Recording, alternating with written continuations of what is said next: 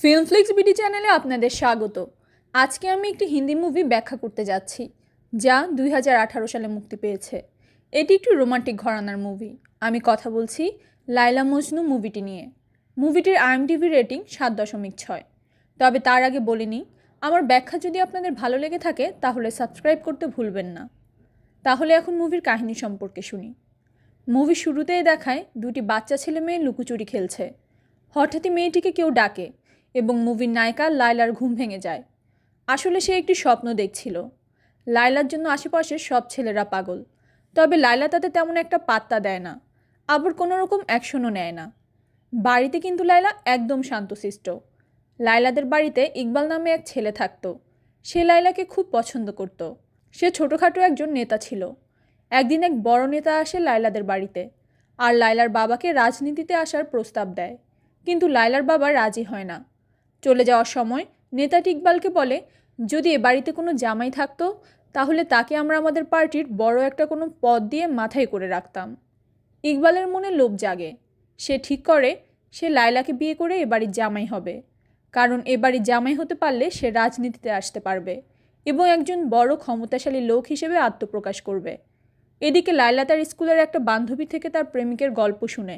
এতে তার মাঝেও প্রেম করার ইচ্ছা জাগে। একদিন রাতের বেলা লায়লা তার একটি জিনিস পড়ে যাওয়ার বাহানায় দিদিকে নিয়ে জঙ্গলে যায় এবং সেখানে কিছু ছেলেও আসে। লায়লার সাথে একটি ছেলে ধাক্কা লাগে। লায়লা সেদিন ভয় পেয়ে বাড়ি চলে আসে, কিন্তু ছেলেটির কাছে লায়লার টর্চ লাইট থেকে যায়। তারপর সে ছেলে লায়লার পিছু ঘুরতে ঘুরতে তার বাড়ি পর্যন্ত চলে আসে। লায়লা তার বান্ধবীদের থেকে জানতে পারে ছেলেটার নাম মজনু, একজন নামকরা ব্যবসায়ী ছেলে। তাদের একটা বড় হোটেল আছে। তবে মজনু হলো বাবার নষ্ট হয়ে যাওয়া ছেলে। নেশা করা, জুয়া খেলা, এমনকি শোনা যায় সে নাকি একটি মেয়েকে গর্ভবতী পর্যন্ত করে দিয়েছিল। তো মজনু লায়লার পিছনে পিছনে এখানে ওখানে যেত, এমনকি সাথে সাথে লায়লার বার্থডেতে আইফোন গিফট করা, রিচার্জ করা সব কিছুই করছিল। লায়লারও এসব ভালো লাগতে শুরু করেছিল এবং একদিন মিথ্যা ঝগড়ার বাহানায় ছেলেটিকে দেখতে যায় সে এবং তাকে উল্টাপাল্টা কথাও বলে আসে। সেদিন রাতে লায়লার রুমের কাছে থাকা একটা পায়রার পায়ে বাঁধা চিরকুট পায়, যেটাতে লেখা ছিল, আমি আর আসবো না, এবার তুমি আমাকে খুঁজে নিবে। তারপর থেকে মজনু আর লায়লার পিছনে আসে না। তবে ভাগ্যক্রমে কিছুদিন পর একটা বিয়ে বাড়িতে লায়লার সাথে মজনুর আবার দেখা হয়, আর তখন তাদের নাম্বার দেয়া নেওয়া হয়। ভালো ভালো অনেক স্মৃতিও তৈরি হয়। পরদিন থেকে তাদের মধ্যে কথা শুরু হয়ে যায়। লাঞ্চের টাইমে কলেজ থেকে পালিয়ে লায়লা মজনুর সাথে দেখা করতে যায়। পাহাড়ের কাছে বসে তারা অনেকটা সময় কাটায়। আস্তে আস্তে তাদের মধ্যে সম্পর্ক গড়ে ওঠে। একজন আরেকজনকে ভালোবাসতে শুরু করে। একদিন ঘুরতে যাওয়ার সময় ইকবাল লায়লাকে দেখে ফেলে এবং তাদের পিছু নেয়, কিন্তু মজনু সময় মতো বুঝে যাওয়ায় কায়দা করে সে এক জায়গায় লায়লাকে নামিয়ে দেয় এবং তার নিজের বোনকে উঠিয়ে নেয় গাড়িতে। আর ইকবাল যখন মজনুর গাড়ি থামিয়ে চেক করতে যায় যে সেখানে লায়লা আছে কিনা, তখন মজনু ইকবালকে মারতে যায় এই অজুহাতে যে, তুমি আমার বোনকে ডিস্টার্ব করছো কেন। বাড়িতে এসে ইকবাল লায়লার বাবাকে সব কিছু খুলে বলে। লায়লা বাড়িতে আসার পর লায়লার বাবা নিজের দিব্যি দিয়ে বলতে বলে যে, তোমাকে নিয়ে যা যা শুনেছি সেসব কি মিথ্যে? ওই ছেলেটার সাথে কি তোমার কোনো সম্পর্ক আছে? লায়লা তার বাবার মাথায় হাত দিয়ে মিথ্যা কথা বলে যে তার ওই ছেলের সাথে কোনো সম্পর্ক নেই। রাতের বেলায় লায়লা মজনুর সাথে দেখা করে সব কথা বলে। মজনু বাড়িতে জানানোর কথা বলে। সে বলে, আমি তোমার বাবার পা ধরে রাজি করাবো। লায়লা রাজি হয়ে যায়। কিন্তু লায়লা যে বাড়ি যাবে ঠিক সেই সময় তার বাবা ইকবাল এবং কিছু লোক নিয়ে সেখানে চলে আসে এবং তাদের ধরে ফেলে। বাড়িতে এসে লায়লাকে মারধর করা হয়। মাঝরাতে জঙ্গলে দেখা করছে বাড়ির মেয়ে, এটা সব জায়গায় জানাজানি হলে বাড়ির আর সম্মান থাকবে না। এটা ভেবে লায়লার বাবা ইকবালের সাথে লায়লার বিয়ে ঠিক করে ফেলে। লায়লার ইচ্ছে না থাকলেও জোর করে বিয়ে দেওয়া হচ্ছিল তাকে। এদিকে মজনু তার বাড়িতে রাজি করাচ্ছিল যেন মজনুর বাবা লায়লার বাড়িতে গিয়ে তার বাবাকে বিয়ের জন্য রাজি করায়। পরদিন সকালবেলায় মজনুর বাবা লায়লাদের বাড়িতে যায়, কিন্তু লায়লার বাবা মজনুর বাবাকে প্রচণ্ড অপমান করে।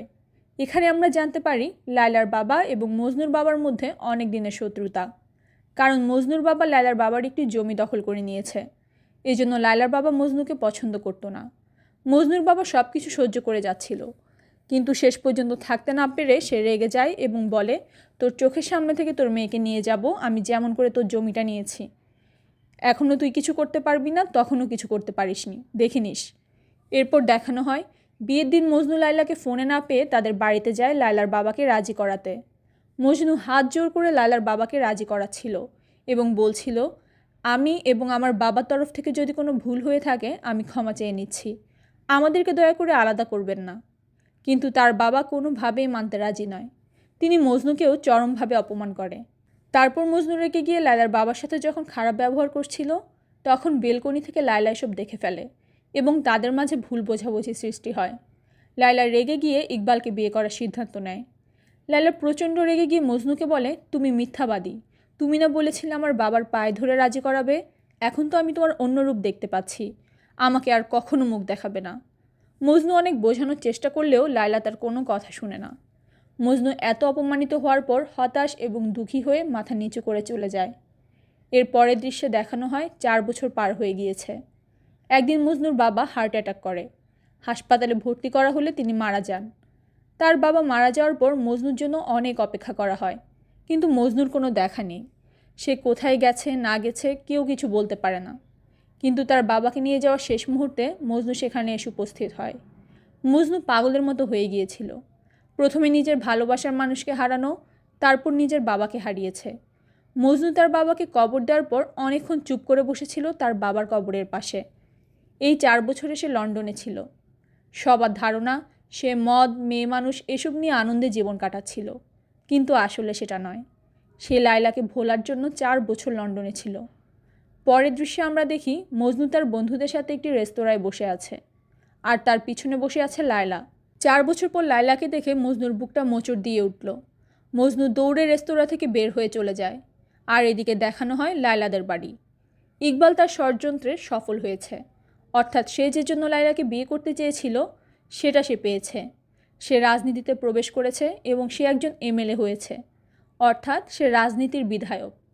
রাত করে মদ খেয়ে বাড়ি ফিরে ইকবাল সবার সাথে ডিনার করতে বসে আর লায়লাকে বলে, তোর প্রেমিক এসেছে তো, দেখা হয়নি? লায়লার বাবা ধমক দিয়ে তাকে চুপ করিয়ে দেয়। এদিকে বাড়ি ফিরে মজনু পাগলের মতো করতে থাকে। এত বছর পরেও ভালোবাসা তার এক ফোঁটাও কমেনি। ইতিমধ্যে মজনুর মোবাইলে লায়লার কল আসে। সে দেখা করতে চায় মজনুর সাথে। পরের দিন মজনু রেডি হয়ে একটা ভাঙা বাড়িতে যায় লায়লার সাথে দেখা করার জন্য। লায়লার সাথে তার বান্ধবীও এসেছিল। মজনুর অবস্থা দেখে লায়লা অঝরে কাঁদতে থাকে আর কোনো কথা না বলে দৌড়ে সেখান থেকে বেরিয়ে আসে। পরের দিন সকালবেলা মজনু ফোন করে। লায়লা বলে, আমরা অনেক দূরে চলে যাব। আমি তোমার সাথে থাকতে চাই, আমি তোমাকেই ভালোবাসি। আমি এখনই বের হয়ে আসছি বাড়ি থেকে। লায়লা বাড়ি থেকে বের হতে যাবে তখনই ইকবাল বলে, কাল ওই ভাঙা ঘরটায় কার সাথে দেখা করতে গিয়েছিলি? আমি একজন বড় নেতা, সব কথা আমার কানে আসে। লায়লা দৌড়ে বের হতে যাবে এমন সময় ইকবাল তাকে ধরে ফেলে এবং লায়লা একটি থাপ্পড় মেরে দৌড়ে চলে যাওয়ার চেষ্টা করে, কিন্তু ইকবাল তাকে আবার ধরে ফেলে আর লায়লাকে মারধর করে। তাদের মাঝে অনেক ঝামেলা হয়। লায়লা ইকবালকে অপমান করে। লায়লা মজনুর সাথে শেষ পর্যন্ত দেখা করতে সক্ষম হয়, কিন্তু তার সাথে পালিয়ে যায় না, বরং মজনুকে বলে তুমি অপেক্ষা করো, আমি ইকবালের থেকে ডিভোর্স নিব। এসব শুনে মজনু কষ্ট পায়। এদিকে ইকবাল শ্বশুরবাড়িতে আসলে তার শ্বশুরও তাকে বের করে দেয়। রাগে, কষ্টে, অপমানে সে ওই অবস্থাতেই বের হয়ে পড়ে। যেহেতু সে আগে থেকে মদ খেয়ে নেশাগ্রস্ত ছিল, তাই সে সব কিছু ঝাপসা দেখছিল। কিছু দূর যেতেই একটা ট্রাক এসে ধাক্কা মারে ইকবালের গাড়িতে। এতে সে মারা যায়। সেদিন রাতেই লায়লা তার ব্যাগ গুছিয়ে পিছনের দরজা দিয়ে চলে যেতে লাগলে তার বাবা দেখে ফেলে এবং বলে, তোকে আজকে আর আটকানোর চেষ্টা করব না, তবে কয়েকটা দিন পরেই যা। এখন গেলে লোক সমাজ কী বলবে? তোর স্বামী সবে মারা গিয়েছে, তুই তো চলেই যাবি, কিন্তু আমার তো এখানেই থাকতে হবে, লোকের 10টা কথা শুনতে হবে।